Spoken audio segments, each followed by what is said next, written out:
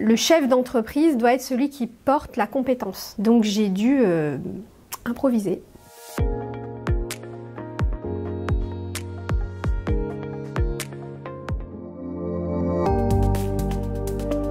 Alors l'idée est née pendant mon premier parcours professionnel. J'ai toujours su que je voulais créer mon entreprise, mais je ne savais pas dans quoi. Au fur et à mesure de mes voyages, de mon expérience professionnelle, j'ai décidé de m'orienter vers une passion, qui était la cuisine. C'est à ce moment-là, donc j'avais déjà travaillé depuis quelques années dans l'agroalimentaire, après mon diplôme d'ingénieur, que j'ai décidé de me lancer, voilà. Et j'ai pas eu cette idée, c'est pas venu naturellement d'ouvrir un atelier de cuisine. Je me suis renseignée, je suis allée dans des salons.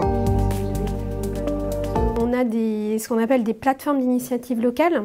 Donc moi, c'était une plateforme drômoise. Le réseau Entreprendre qui m'a accompagnée. C'est des groupes d'entrepreneurs en fait qui soutiennent les créateurs d'entreprises. Et moi, ils ont décidé de soutenir mon projet. Voilà, donc il y en a 10 par an et le mien avait été retenu. Et je tiens à préciser que parmi les 10 projets, nous n'étions que 2 femmes. Voilà.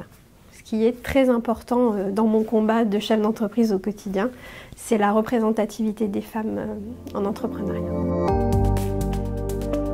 L'accompagnement financier, je n'avais pas de diplôme de cuisine.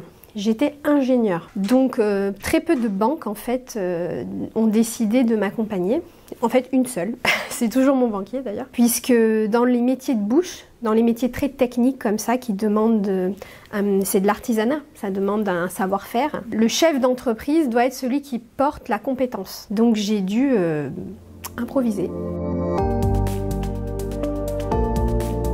C'est de commencer à être salarié dans une entreprise, d'acquérir des compétences personnelles, pas forcément techniques. La technique, ça s'apprend. Les qualités personnelles, ça s'apprend moins facilement. Donc tout ce qu'on appelle les people skills, le management, comprendre les autres, savoir gérer une équipe, savoir travailler avec une équipe, ce qui sont des choses qu'on n'apprend pas à l'école, malheureusement, et qu'on apprend après dans le monde du travail. Donc ça demande quand même quelques années. Un deuxième conseil, si je peux me permettre, c'est de voyager, c'est de partir, d'apprendre des autres cultures, ce qui se fait de bien ailleurs, de se remettre en question, de prendre tout ça et d'en faire quelque chose. Mais d'éviter de se lancer tout de suite en pensant qu'on sait tout dès qu'on a terminé ses études parce qu'en fait on ne sait pas tout. À moi ça m'a apporté une deuxième vie. Je suis toujours dans cette activité, j'en aurai certainement d'autres des vies, mais celle-là ça m'a permis de m'accomplir dans tous les domaines. Voilà, aussi bien personnel que professionnel. Allez-y.